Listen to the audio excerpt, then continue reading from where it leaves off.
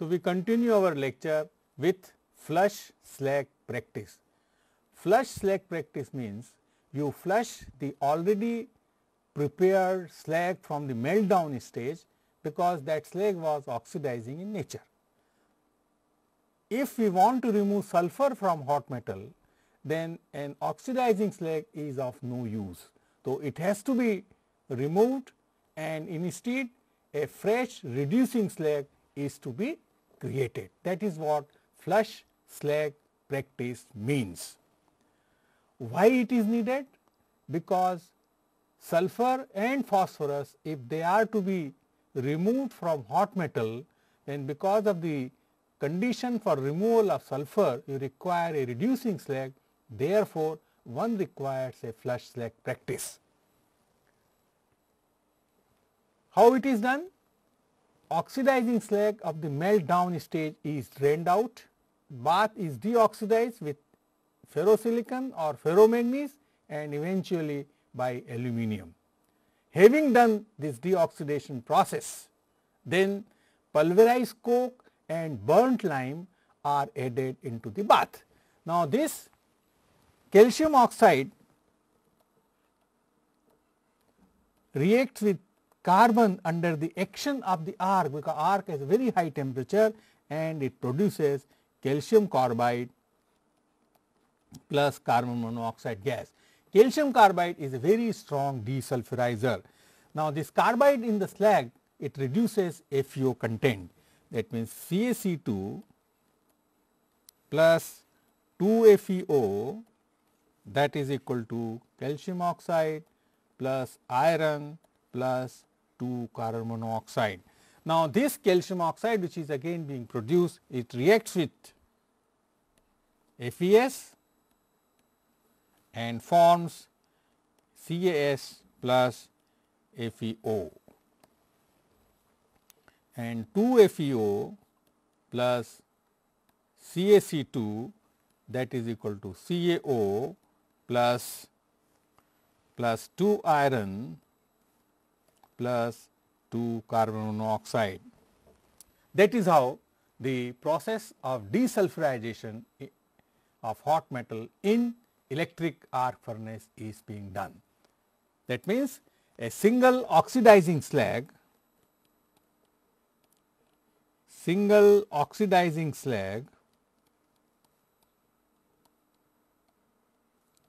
is sufficient for removal of phosphorus. That means, if only phosphorus from hot metal is required to be removed, then a single oxidizing slag is sufficient. If sulfur and phosphorus both are to be required to be removed, then after removal of phosphorus, a reducing slag is to be created. So, that is how the refining and finishing operation is done in electric arc furnace. When this is over, then metal is tapped and cast and for further processing operation. Now, a brief comparison with basic oxygen steel making. Comparison with oxygen steel making.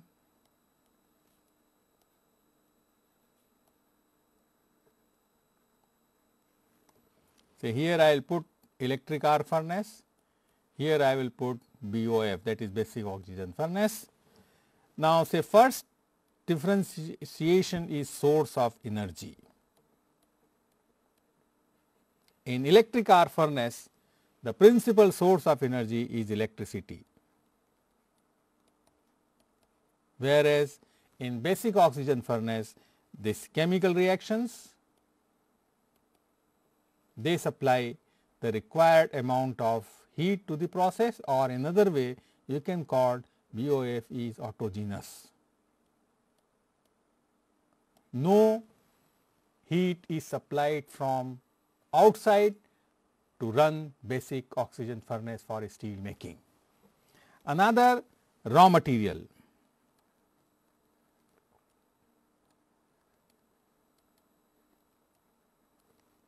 The principal raw material in electric arc furnace is scrap. Though now directly reduced iron plus hot metal.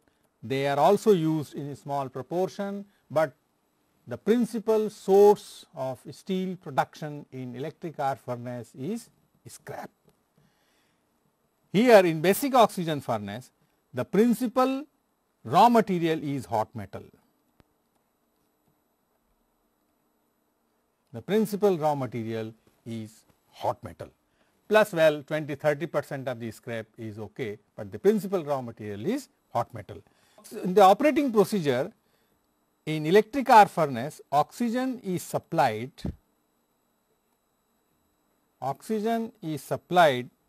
only to remove carbon.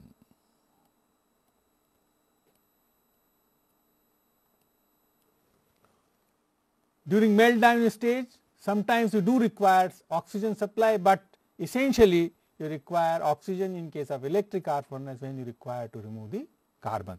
Whereas in basic oxygen furnace, continuous supply of oxygen,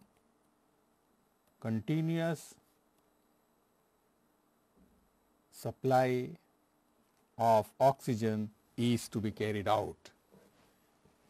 In electric arc furnace, slag foaming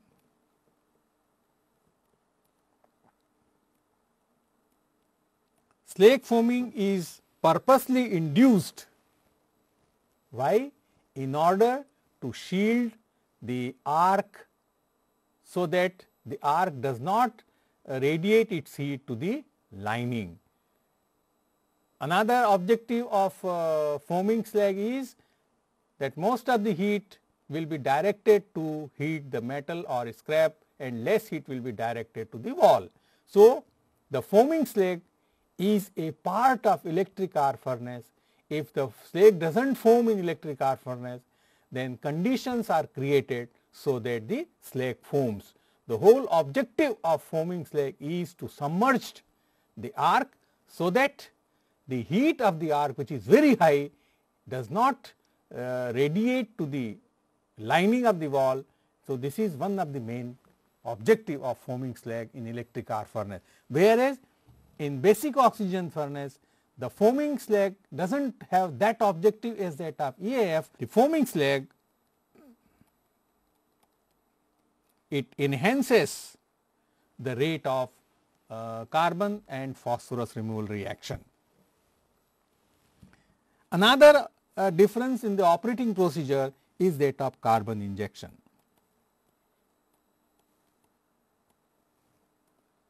Carbon injection is purposely done in order to create foaming. How it is done?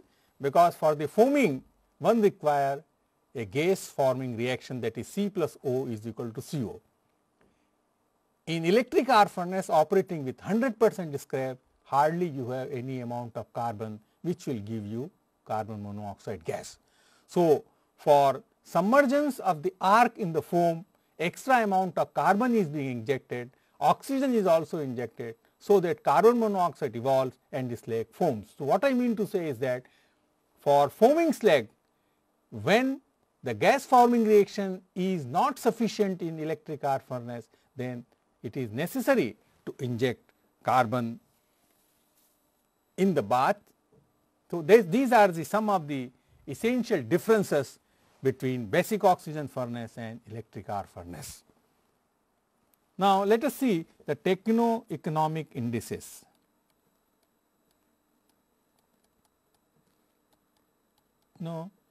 Economic indices.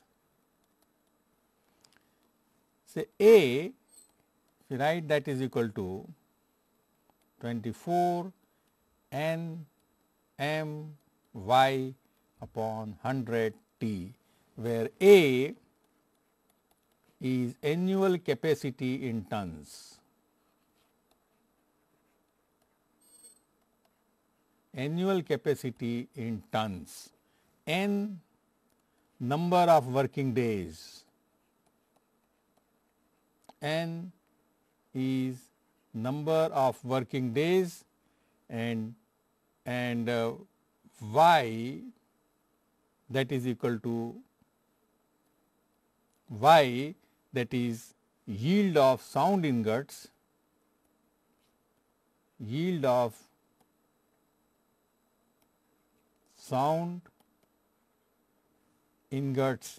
from the metallic charge,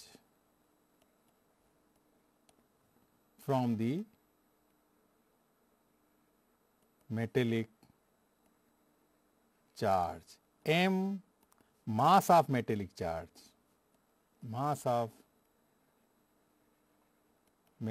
charge, and T is step to step time.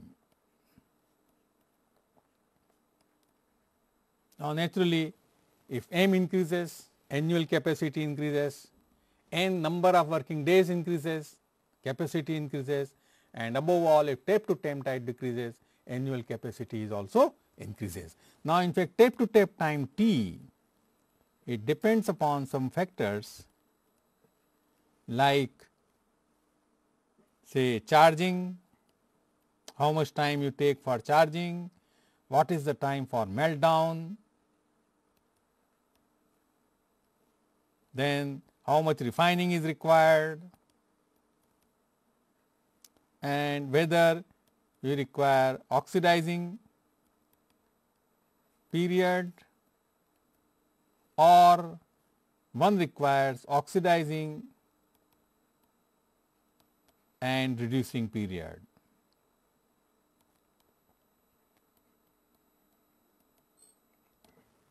If the meltdown period is longer, naturally tape to tape time will be higher, and accordingly it will affect the annual capacity of the electric arc furnace.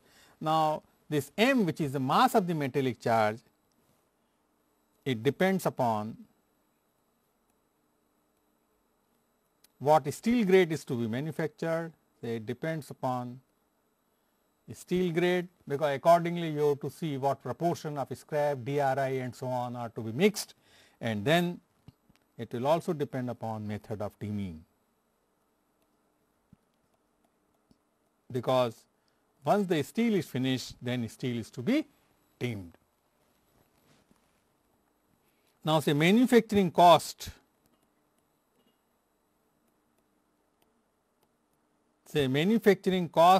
of a steel from electric arc furnace, cost of metallic charge,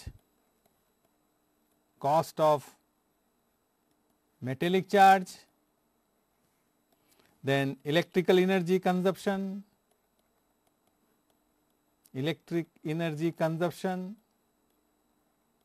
kilowatt hour per ton, then electrode consumption,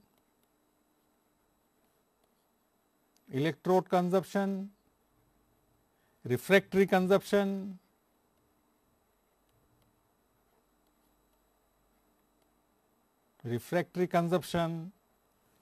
then what are the wages.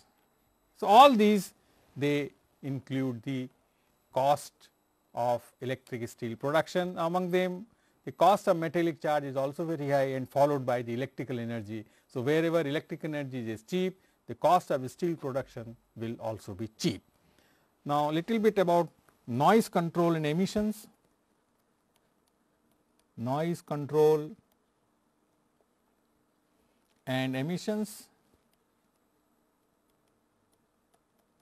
Now, if you happen to see an electric arc furnace plant, that is a mini steel plant, and if you happen to be there during the meltdown stage, then you will understand the sound and the noise that is created by the production of the arc. That is, when the electrodes are lowered, a very large amount of sound is being produced because of the arc and so on. So, one of the most important consideration in case of electric arc furnace is to control the noise.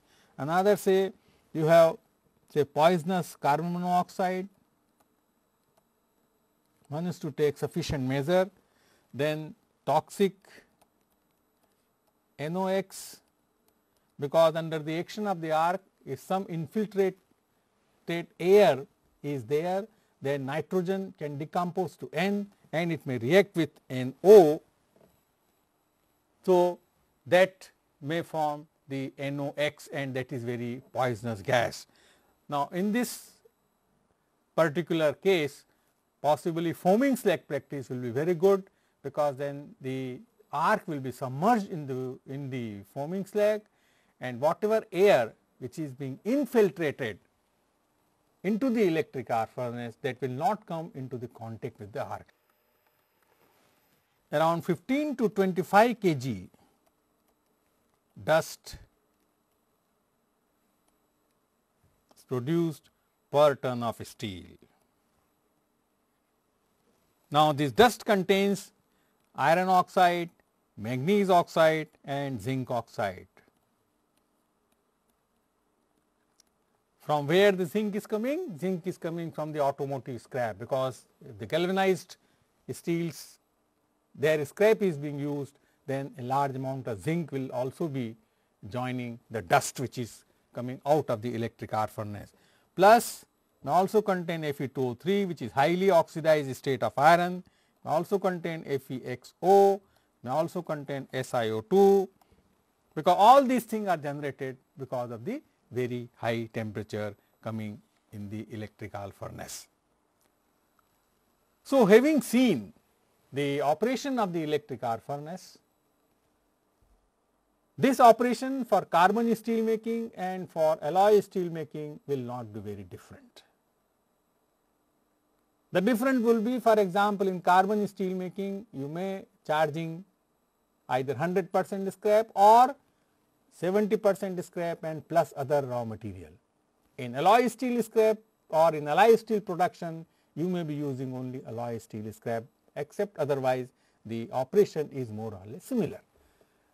Now, having understood the operation, let us look into the developments in EAF technology. Developments in electric arc furnace technology. Now, in the last 2 decades, several developments in electric arc furnace technology took place, particularly because of the concept of mini steel plants. Most of the mini steel plants, they work with the electric arc furnace. The steel production from electric arc furnace has to be competitive with that of basic oxygen furnace. In order to make the electric arc furnace steel competitive with that of basic oxygen furnace, it has become imperative that the developments are introduced into the electric arc furnace technology, so that the cost becomes comparable to that of basic oxygen furnace. The main development that took place in order to decrease tape to tape time, to decrease tape to tape time, to decrease electrode consumption, to decrease electrode consumption, and to reduce electric power, to reduce electric power per ton of steel. These 3 factors, they constitute the cost component of the production of steel. In conventional EAF, without any development, the tape to tape time was the order of 2.5 to 3 hours. It is too long a time, and it is not comparative with that of the basic oxygen furnace, where tape to tape time of 400 tons of steel is around an hour. Electrode consumption is also an important part of the cost of the steel that is being produced from the electric arc furnace. Electric power is the main cost for production of steel. So, concerning these 3 points, a significant development have been taken place in the last 2 decades, particularly because the mini steel plants have grown. All mini steel plants have electric arc furnaces, and just to give you a figure, already I gave you earlier, but here I think let me repeat this figure. The contribution from electric arc furnace to the total steel production, or rather total crude steel production under Indian condition in the year 2007-2008 was 26%, where in that year 7-8 India has produced 50.3 million tons of steel. There is a significant contribution from electric arc furnace. Till that period around 226 electric arc furnaces were there in the country. So, developments were essential, and now let me show on this particular graph I am showing the developments in electric arc furnace. The developments in EAF technology. Now, before I tell this particular graph, one thing which is very important that I should tell you is that these are all technological developments. The technological development, they are associated with the investment also. Now, that technology will diffuse into the market that has ROI, that is return on investment is high, and as well as their payback period is very low. So, one has to look the various developments that have taken place in electric arc furnace steel making from the angle of ROI and payback period. ROI means return on investment and payback period. That development or that technological development will be accepted by the market when its payback period is low and the return on investment will be high. So, that is an important thing. So, in this particular graph, this is here kilowatt hour per ton, y axis is kilowatt hour per ton, and here is the year. On this side, this is the electrode consumption, this is the electrode consumption say in kg per ton. Now, here the small, this I will put as 200, and this small scale is the tape to tape time, tape to tape time. Now, tape to tape time has decreased from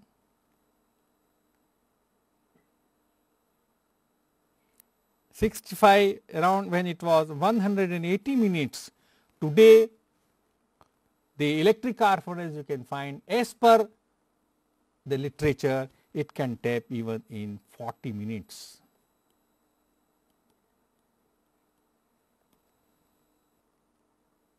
Has also continuously decreased. The electrode consumption you have to read, this is the year wise, and this side is the electrode consumption. Starting it was around 6.5 kg per ton, it has continuously decreased to a figure of 1.2 kg per ton with the successive development that took place over the years. As regards power consumption,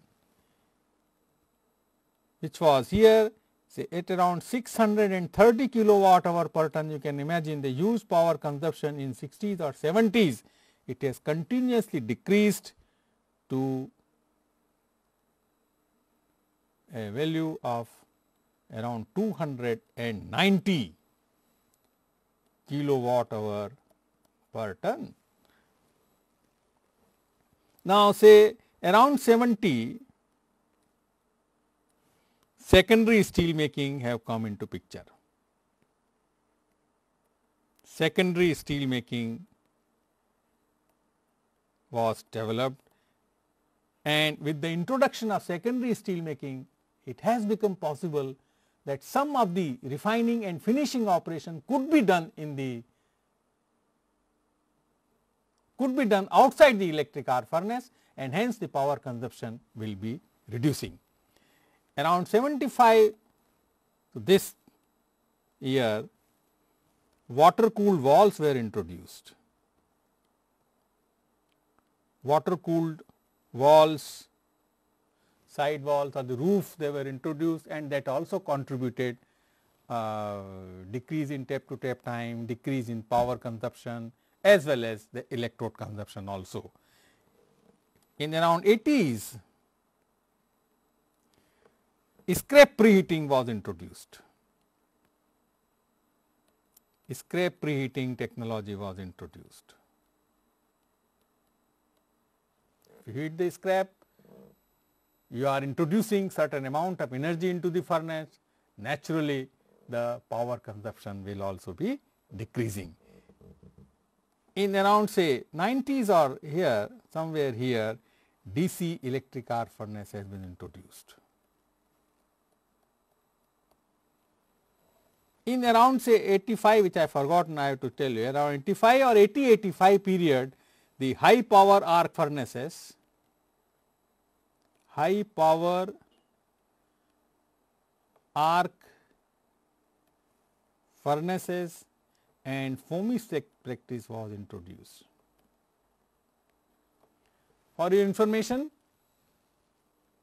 these years which I have shown, they are approximate, they can vary from a year or here and there, but what I wanted to emphasize over the fact, continuously development in the electric arc furnace technology made possible to decrease the power consumption, to decrease the electrode consumption and to decrease the tape to tape time, with the result refractory consumption will also decrease, because now the electric arc furnace vessel is handling liquid steel for a small amount of time.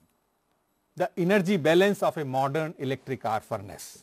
Let us see energy balance of a modern electric arc furnace.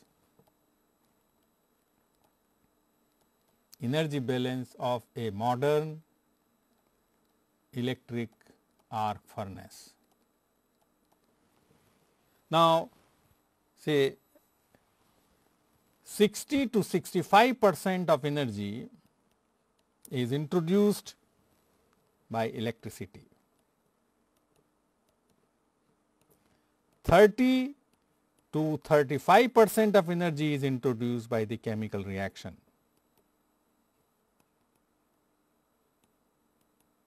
So, this side to this side, these are the energy input. On the right hand side, around 53% of energy, 53% of energy is carried by steel, because you are taping the steel at around 1600 or plus 1650. So, it will also carry a very large amount of heat. So, you are seeing 53% of the total energy input into the electric arc furnace is being carried away by the steel. Of course, you cannot do much. 17% of the heat is lost by the cooling water. That means a large amount of water circulates and you have to the panel and the walls, it takes around 17% of the total heat. 20% of the heat, 20% of heat is carried by the waste gases, is carried by waste gases. Remember, the waste gases contains carbon monoxide, as well as they are being discharged at 1400 degrees Celsius. So, what percentage of energy it is shown here, that is 20% energy is taken by the waste gases, is only the sensible heat. Remember, carbon monoxide has also potential energy. So, its combustion will also generate a large amount of energy, and 10% heat is carried by slag, carried by slag. Now, you notice from this energy energy balance diagram of a modern electric arc furnace, in the absence of any energy other than electrical energy, the electric arc furnace worked on 100% electrical energy. The developments which took place over the years, they have allowed other source of energy to be introduced into the electric arc furnace, and that has tremendously decreased the electrical energy required per ton of steel. You are looking in the energy balance diagram, around 30 to 35% energy is coming from chemical reaction. Also, the heat carried by the waste gases has attracted the attention of technologists, and they also thought why not to use this waste heat energy. So, the developments in EAF is mainly concentrated on the use of waste gases and how to supply additional amount of energy or how to supply an alternative energy in the electric arc furnace. Now, what I am going to do, I will now classify the developments in electric arc furnace. I will make a diagram for you, the developments in electric arc furnace. So, developments in electric arc furnace has taken place principally, say, one in the furnace design,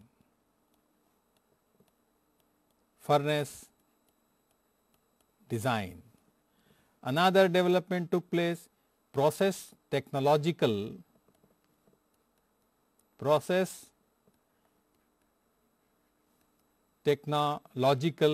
operating devices.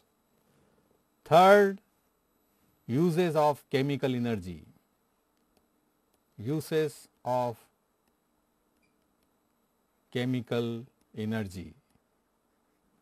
Fourth development took place in the area of charge mix.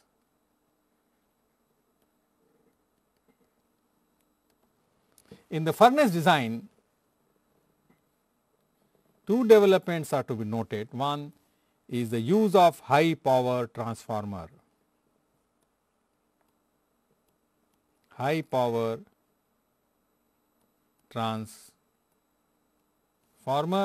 And second is in the development of shell.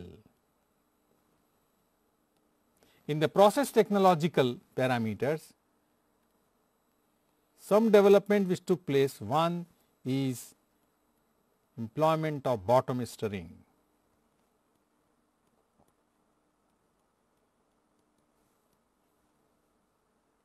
Foamy slag practice.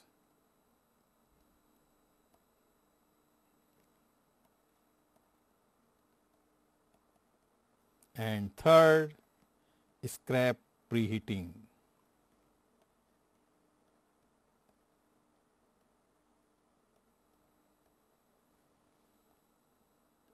In the uses of chemical energy, the developments went, one is oxidation reaction,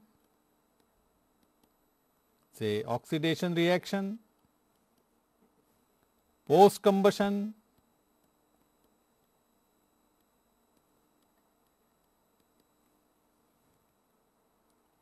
use of oxy fuel burner, and carbon injection.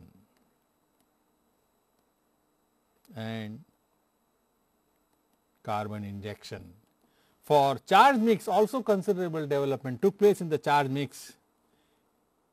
Hot metal,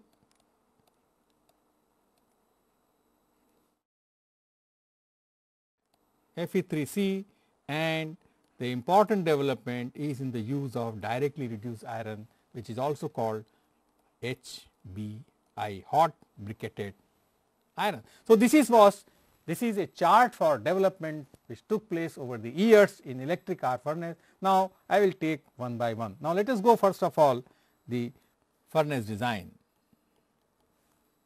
transformers.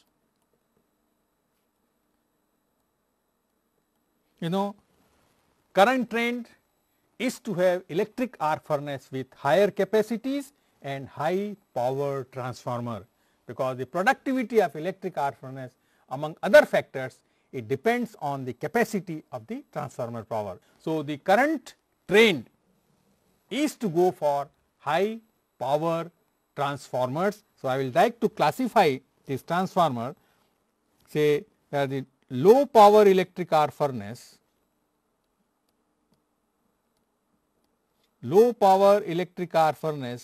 they have a transformer rated capacity varies from 100 kilovolt ampere per ton to 200 kilovolt ampere per ton. These electric arc furnaces equipped with these transformers, they are known as low power electric arc furnaces. Another, the medium power electric arc furnaces. Medium power electric arc furnaces, they have the transformer capacity 200 kilovolt ampere per ton varies to 400 kilovolt ampere per ton. Now, high power EAF, high power electric arc furnace, they have from 400 kilovolt ampere per ton to as high as 700 kilovolt ampere per ton. Ultra high power,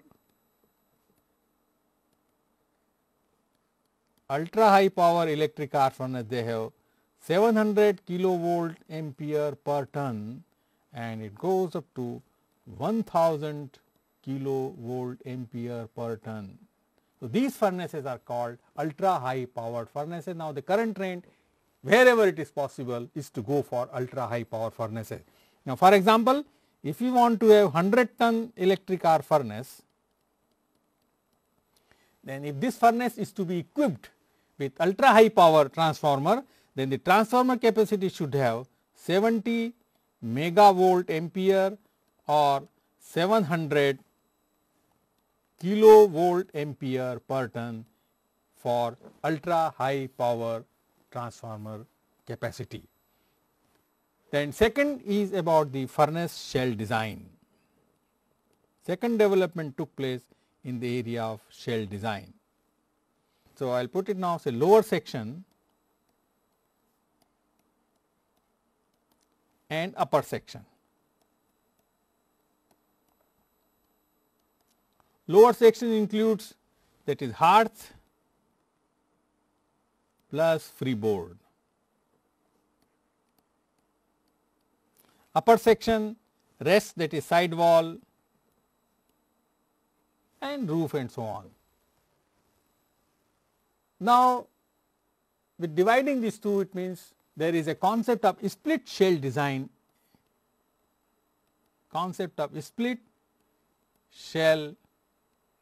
design. Now, in the split shell design, you have lower section and upper section, and they are, I mean, they are connected so that no air leaks. The only advantage of a split shell design is that at the time of repairing or at the time of refractory lining, if suppose lower section requires or upper section requires, then accordingly the time required for refractory lining is saved, because depending upon which part has gone bad, that part can be removed and that part can be refractory lined. Now, another, say, for increasing the capacity, what is being done now is the tapered wall concept is being used. Tapered wall is being adopted. In a tapered wall, say if this is the furnace wall, earlier, say if we have this sort of electric arc furnace, now the trend is, say you have a tapered wall, so that these are the new furnaces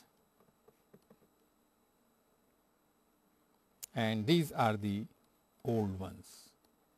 So, the whole thing is that you have made the tapered wall is dia of the hearth and lower side section of the shell are of larger diameter than the top opening. Now, the advantage of this newer design is, some advantages of new design, for example, larger side wall lining life,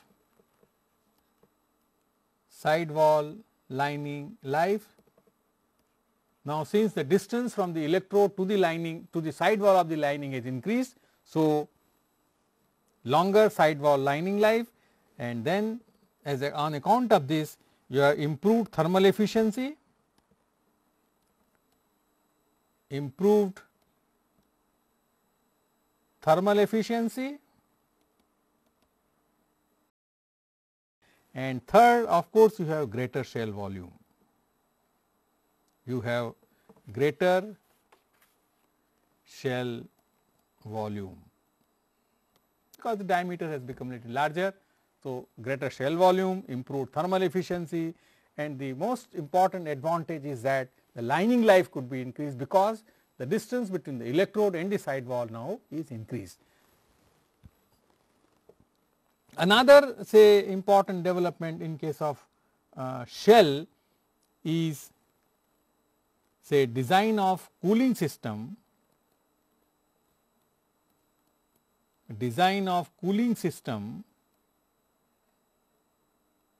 for roof and sidewall. That means, sidewall and the roof they have the pipes where the water flows, so that the amount of heat which goes out it decreases. Third development is new design of electrodes.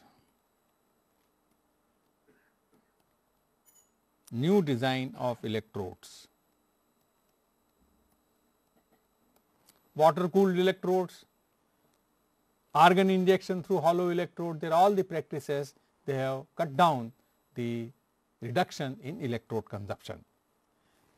Another important development, as I have said, is the DC electric arc furnace. DC electric arc furnace. As already I have given in the introduction, the current passes from graphite electrode to the anode which is embedded in the bottom. You use only single graphite electrode, and on account of which certain advantages that are claimed for DC electric arc furnace, certain advantages which are claimed for DC electric arc furnace, you have lower electrode consumption, lower electrode consumption.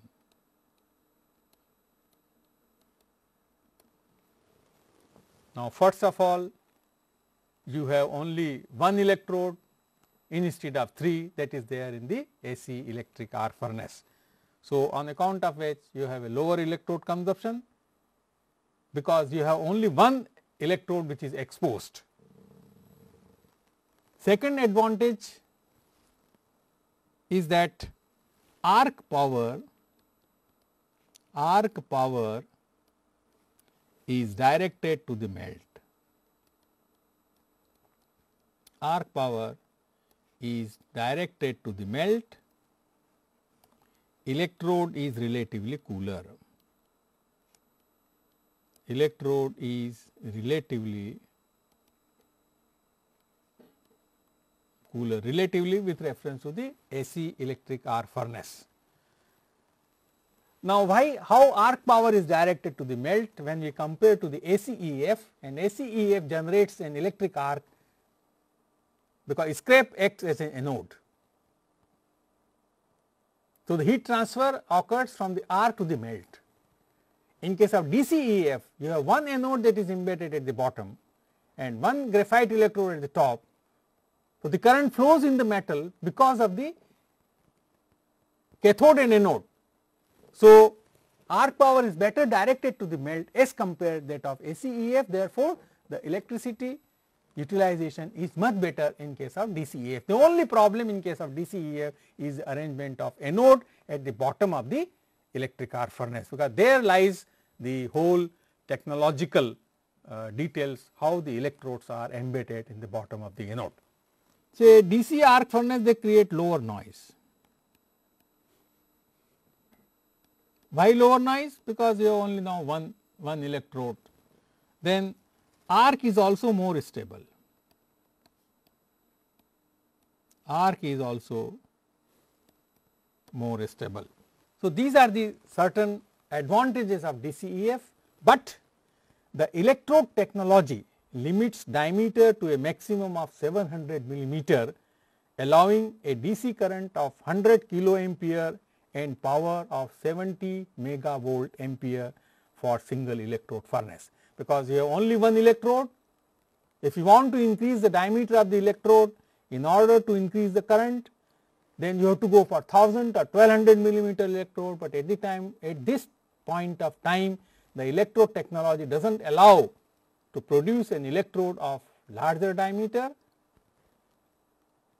That means with this the furnace size is limited to around 200 tons, that is the maximum size as far as the literature says. Now, another development in case of say development in process operating technologies.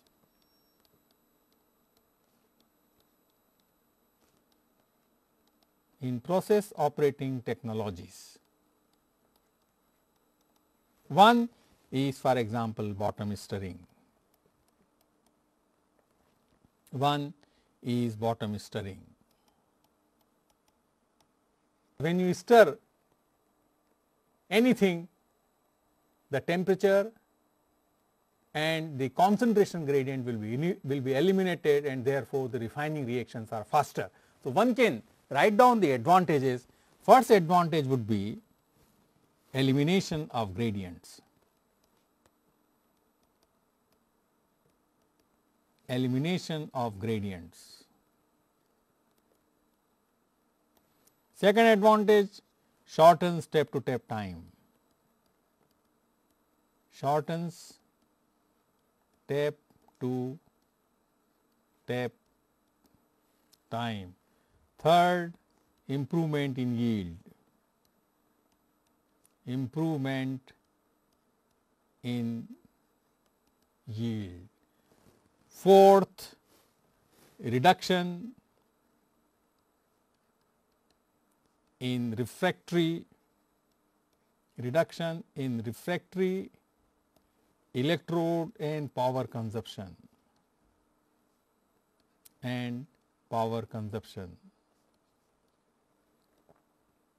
Now, this advantage is coming because of shortening of tape to tape time. When you shorten the tape to tape time, naturally the electrodes are exposed for a lesser amount of time.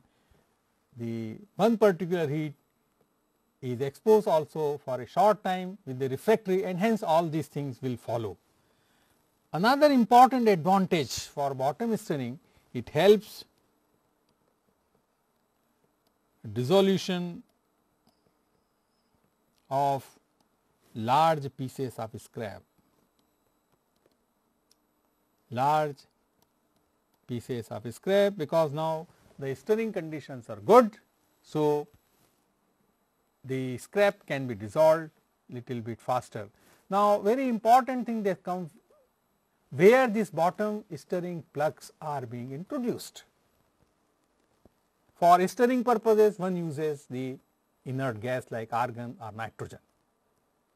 If the steel can accept nitrogen, then nitrogen is stirring. If the steel cannot accept nitrogen, then argon is stirring. Now, common sense says if you have 3 electrodes, then the position of 3 electrodes with respect to bath is clear. Then the stirring plug should be put in between the electrodes. Now, another important thing, the development of bottom plugs. Now, these bottom plugs, they look of this particular way. So, these are the schematic representation of 2 types of bottom plugs. Schematic presentation of bottom plugs. Now, remember the stirring of the gas through the bottom of the converter, it does not involve any science, it requires a technology. One has to design the plug so that it can inject argon or nitrogen through the bottom of the electric arc furnace continuously, uninterruptedly, and without plugging. Where is the science here? Here it involves purely a technological issue. I could get 2 designs of the plug from the literature, but there could be many more. You may think of some other design, because ultimately it has to work at place. Now, in one design, This is the refractory lining, this is the refractory, and this is the porous plug. Here you put argon or nitrogen. These are the gas bubbles.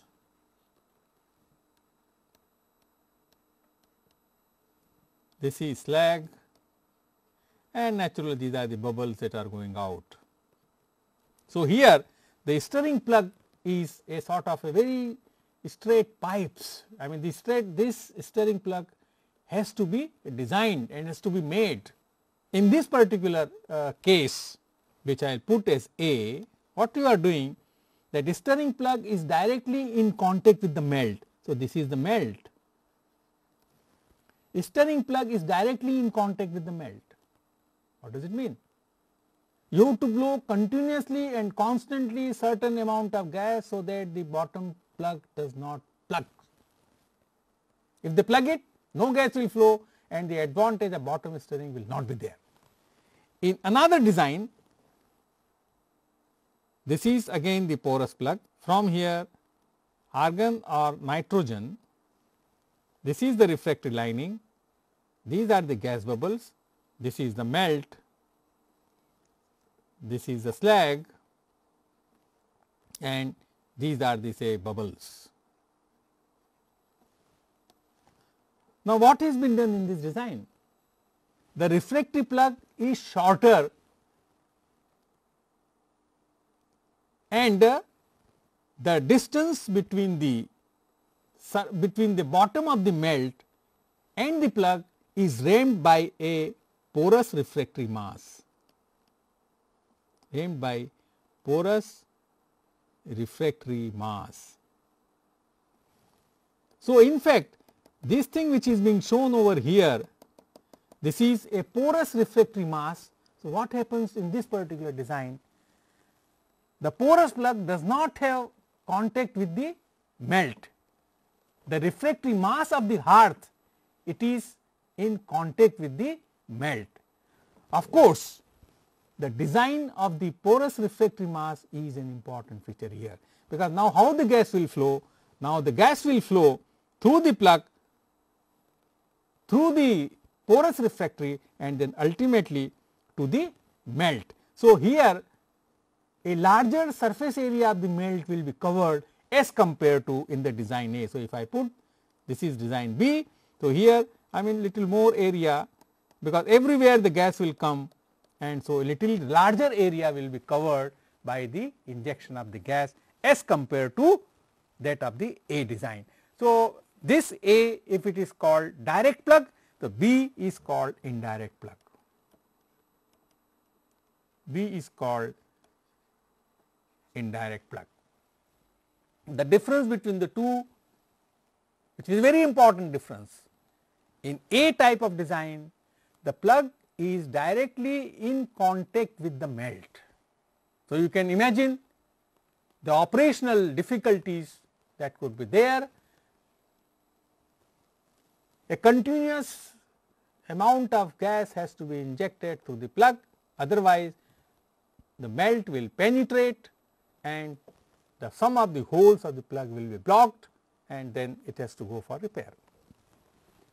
In the design B, which is an indirect plug, no doubt the plug is not directly in contact with the melt.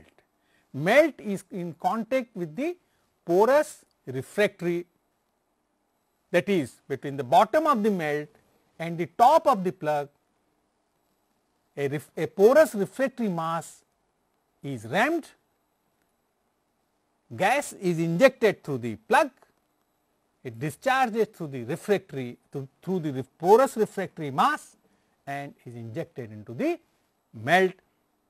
Obviously, advantages of the indirect type of plug is a large surface area of the bath will be covered, the stirring will be better, but then one has to also design, fabricate and manufacture the porous refractory mass, so that it allows the gas injection. So, these are the one of the say important differences between the two type of plug. However, there could be another designs also. So, further developments in electric arc furnace will be covered in the next lecture. Thank you.